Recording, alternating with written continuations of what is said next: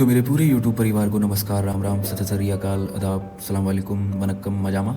I hope आप सब लोग अच्छे होंगे, घर पे बाकी लोग भी। मैं वापस आ गया हूँ एक और वीडियो के साथ, और ये वीडियो रहने वाला है एक विचार के ऊपर जो आजकल की न्यूज़ को देखते हुए हर एक इंसान के मन में आ जाता ही होगा कि हमारे देश के अंदर मुसलमानों के खिलाफ इतनी नफरत क्यों फैल रही है। और मेरा एक विचार ये है कि अगर जो मुसलमान भाई हैं हमारे, इतिहास से अगर इन्हें हटा दिया जाए तो इस चीज़ का भारत पे क्या असर पड़ता, मतलब आज की सूरत क्या होती, कुल मिला के क्या होता, अच्छा होता बहुत या बुरा होता बहुत। तो और हाँ देखो, ये सवाल बहुत लोगों को चुभ सकता है, कहीं कोई बोले अरे ये क्या बात हुई, लेकिन ये बात बहुत गहरी है दोस्तों। जब हम किसी के होने या ना होने की कल्पना करते हैं तभी हमें उसकी अहमियत समझ में आती है। और हाँ, ये वीडियो किसी को कुछ साबित करने के लिए नहीं है, बस एक कोशिश है, एक छोटी सी कोशिश ये समझाने की कि हमारे भारत की ये जो खूबसूरत तस्वीर है, इसमें हर रंग का, हर धागे का क्या मोल है। तो चलो आज साथ मिलकर इस सवाल का जवाब ढूंढते हैं। चलो तो ये जानने की कोशिश करते हैं कि भारत की इस महान कहानी में, इसकी विविधता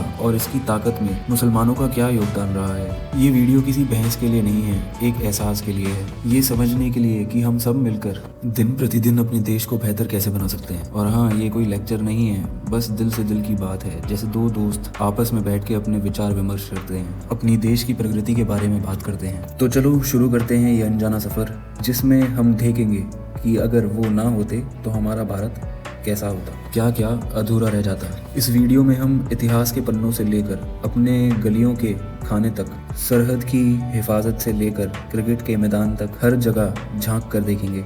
आज हम देखेंगे कैसे अलग अलग धर्म और जाति के लोगों ने मिलकर इस देश की चादर बुनी है। दोस्तों, ये वीडियो आपको बताएगा कि भारत की विविधता और ताकत में मुसलमानों का क्या योगदान रहा है। और हाँ, ये सिर्फ तथ्यों की लिस्ट नहीं होगी, बल्कि उन एहसासों की कहानी होगी जो हमें एक दूसरे से जोड़ते हैं। तो बैठो आराम से और चलो मेरे साथ इस सफ़र पे, ये देखने कि अगर एक रंग कम होता तो हमारी ये इंद्रधनुषी तस्वीर कितनी फीकी रह जाती। अगर अभी तक आप वीडियो में बने हुए हैं तो मुझे उम्मीद है वो आप आगे भी बने रहेंगे। कृपया वीडियो को लाइक ज़रूर कर दें अगर अभी तक नहीं किया है तो, और चैनल पे नए हैं तो सब्सक्राइब करें और शेयर करें ज़्यादा से ज़्यादा लोगों को।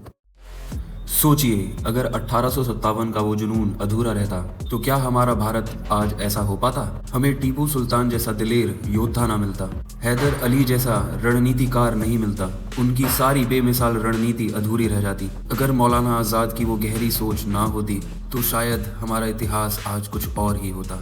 सोचिए, अगर अशफाकुल्लाह खान का वो बलिदान ना होता तो आज़ादी की कहानी अधूरी रह जाती, और गफ्फार खान की वो अहिंसक ताकत ना मिलती तो हमारी आज़ादी की राह और भी मुश्किल हो जाती।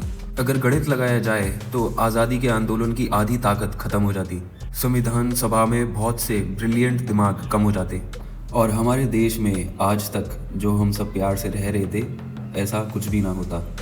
ना दिवाली पे हिंदू के घर से मुसलमान के घर पे मिठाई जाती, ना ही ईद पे मुसलमान के घर से हिंदू के घर पे खीर आती, और हमारे देश की ये हिंदी और उर्दू की प्यारी सी मिठास ना होती। आखिर हमारा देश सब लोगों से मिलके ही तो बन पाया है। अगर ताजमहल ना होता तो दुनिया को मोहब्बत सिखाने वाला शायद और कोई स्थान ना मिलता। अगर लखनऊ और दिल्ली की वो नवाबी तहजीब ना होती तो हम सब की संस्कृति की ये खूबसूरती अधूरी रह जाती। सोचिए, अगर उस्ताद बिस्मिल्लाह खान की शहनाई की गूंज ना होती तो हमारे भारत देश की संगीत की दुनिया से एक मधुर धुन कम हो जाती। और ऐसे ही बहुत से कलाकार हमें ना मिल पाते, जैसे कि मोहम्मद रफ़ी साहब। सोचिए, अगर उनकी वो रूहानी आवाज़ संगीत की दुनिया में ना होती तो फिर तो मिर्ज़ा गालिब की शायरियों का वो दर्द भी ना मिलता। और हाँ, गुलजार जावेद अख्तर जैसे कलम के जादूगर ना होते, भारत हस्तकला में आगे नहीं बढ़ पाता। भारत के हुनरबंद हाथों की कला आधी रह जाती, जरी चिकनकारी की वो बारीक कारीगरी फीकी पड़ जाती। और हाँ, सबसे ऊपर बिरयानी हलीम निहारी का वो जायका नहीं होता। वैसे हाँ, मैंने नहीं खाई, पहले बता रहा हूँ। अगर मुस्लिम्स ना होते, और हाँ यहाँ पे जाति भी आती है, यानी कि हमारे SC ST ना होते तो देश की लेदर इंडस्ट्री इतनी बड़ी नहीं हो पाती, और हमारे महान कारीगरों की पहचान और डिमांड कम हो जाती। हमें अपने देश के महान scientist doctor APJ Abdul Kalam ji, the missile man of Bharat, ना मिल पाते। सोचिए, अगर भारत के पास अपना मिसाइल मैन ही ना होता, यानी इसरो DRDO की कई तकनीकें कमज़ोर हो जाती, और ऐसे में हमारे भारत देश के वैज्ञानिक क्षेत्र में बहुत बड़ी कमी हो जाती। हमारे देश के रक्षा क्षेत्र में तेज विकास ना हो पाता। हमारी सेना में लाखों जाबाज जवान कम हो जाते। पुलिस और सीआरपीएफ में एक महत्वपूर्ण बल कम हो जाता। मुश्किल वक्त में युद्ध की घड़ी में मैन पावर कम पड़ जाती। हमारे देश की सुरक्षा की दीवार कमजोर पड़ जाती। सीमा पर खड़े कई वीर सपूत कम हो जाते। हमें अजहरुद्दीन जैसा स्टाइलिश कप्तान न मिलता। इरफान यूसुफ पठान जैसे मैच विनर्स ना मिलते। कई सारे मेडल भारत की झोली में ना आ पाते। हमारे खेलों में वो जोश और विविधता कम होती। गली मोहल्लों में खेल रही वो उम्मीद की किरण कम हो जाती। सूफी संतों का मोहब्बत का वो पैगाम न मिल पाता। भारत की आध्यात्मिक धुनों में एक सुर हमेशा अधूरा रह जाता। कव्वाली की वो दिल छू लेने वाली परंपरा न होती। सबसे बड़ी बात, समाज में भाईचारा ना हो पाता। कई सामाजिक संस्थाएं और उनकी सेवाएं बंद हो जाती। ट्रांसपोर्ट सेक्टर में काम करने वाले हाथ कम पड़ जाते। छोटे व्यापारों का बहुत बड़ा हिस्सा खत्म हो जाता।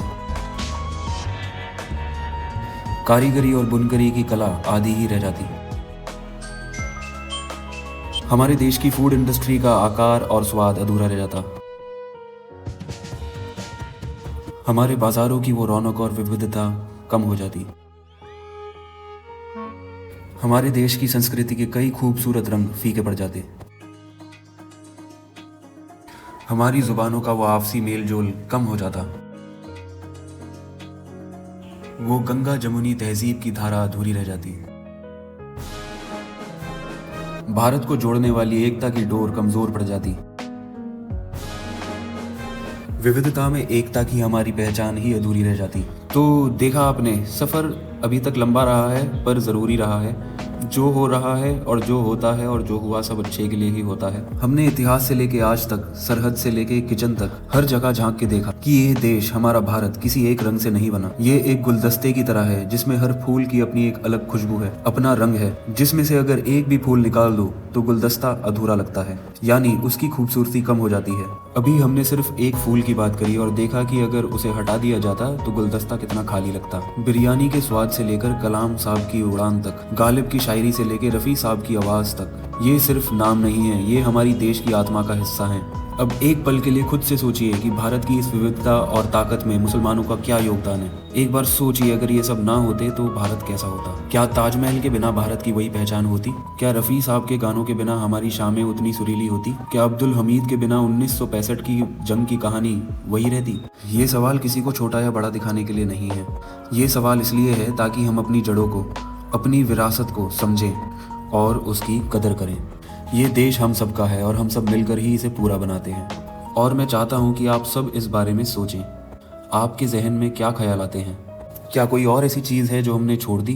कोई कहानी, कोई इंसान, कोई योगदान जिसके बिना भारत अधूरा लगता? अपनी राय, अपने विचार, अपने एहसास नीचे कमेंट्स में ज़रूर बताएं।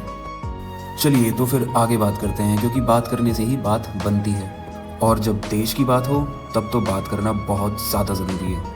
दोस्तों, आज भारत की मिट्टी में अगर आज़ादी की खुशबू है तो उसमें मुसलमानों का भी खून, पसीना, बलिदान उतना ही हुआ है जितना हिंदुओं का हुआ है। 1857 में बहादुर शाह जफर से लेकर टीपू सुल्तान तक, हैदर अली, मौलाना आज़ाद, अशफाकुल्ला खान, हर मोर्चे पर मुसलमानों ने अंग्रेजों को चुनौती दी और देश के लिए जान दी। आज़ादी के बाद missile man APJ Abdul Kalam जी से लेकर इसरो, DRDO के वैज्ञानिकों तक, फौज, पुलिस, न्यायपालिका में आज भी हमारे मुसलमान भाई देश की सेवा कर रहे हैं। अलीगढ़ यूनिवर्सिटी से लेके संविधान सभा तक शिक्षा और लोकतंत्र को मजबूत करने में हमारे मुसलमान भाई बहनों की बहुत बड़ी भूमिका रही है। कला संस्कृति की बात करें तो बिस्मिल्लाह खान की शहनाई, रफ़ी साहब की आवाज़, गालिब की शायरी, गुलजार जावेद अख्तर जी के शब्द, इन सब ने भारत की रूह को खूबसूरत बनाया है।